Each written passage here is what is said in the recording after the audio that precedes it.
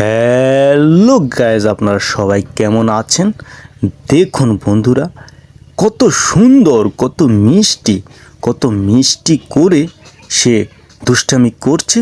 ছোট বাচ্চা কত সুন্দর করে সে দুষ্টামি করছে। আর এদিকে আমাদের পিনসু দাদা সাধু সেবা দিয়েছেন। সাধু সেবা দেওয়া, গুরু সেবা দেওয়া, বৈষ্ণবদের দর্শন পাওয়া, প্রসাদ পাওয়া সত্যি অনেক অনেক ভাগ্যের ব্যাপার। এই প্রসাদ পেয়ে যেন আমাদের জীবন ধন্য হয়।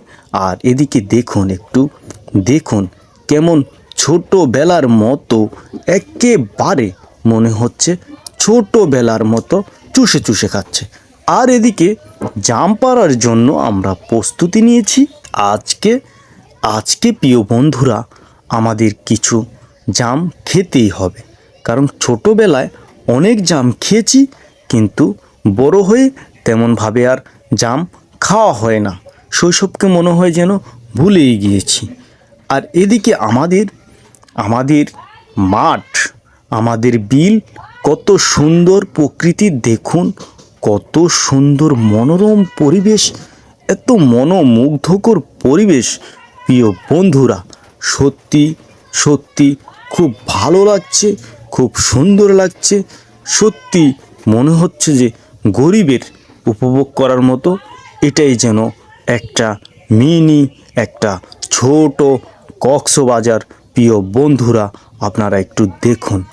আর আমার ছোট ভাইটি, সে তার বাবার কাজে সে সাহায্য করছে। এদিকে আমরা যে স্থানটিতে সব সময় আড্ডা দিয়ে থাকি, যে স্থানটিতে সবাই একত্রিত হয়ে কথা বলে থাকি, হয়তো পরিবেশের কারণে, হয়তো মেঘ বৃষ্টি কারণে এখানে এখন আর সবাই তেমনভাবে মিলিত হয় না।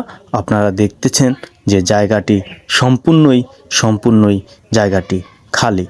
আর এদিকে আমি চলে আসছি, আমাদের যমুনা বৌদি, আমাদের কাকি, আমার বোন, আমার দিদা আমাকে একটি পেয়ারা দিয়েছেন, অসংখ্য ধন্যবাদ। আমরা সবাই একসাথে এখানে গল্প করার জন্য উপস্থিত। আর গল্প করার সময়ই প্রচুর বৃষ্টি, এত বৃষ্টি মানে আপনাদেরকে হয়তো আমি বলে বুঝাইতে পারবো না। আমার ভিডিওগুলো আপনারা নিয়মিত দেখতে থাকেন, আর দেখেন যে আমার ভিডিওর মাঝখানেই প্রচুর বৃষ্টি এসে উপস্থিত হয়, কারণ আমাদের এখানে ঝাঁকে ঝাঁকে বৃষ্টি আসে। এদিকে আমার উত্তম দাদা, প্রিয় বন্ধুরা, উত্তম দাদা, আপনারা দেখছেন যে এগুলা বাঁশের লাঠি, এগুলা কিন্তু সম্পূর্ণ বড় বাঁশ নয়, বাঁশের লাঠি। এইসব বাঁশের লাঠি মাছ ধরার কাজে লাগে, সেই প্রস্তুতি নিচ্ছেন।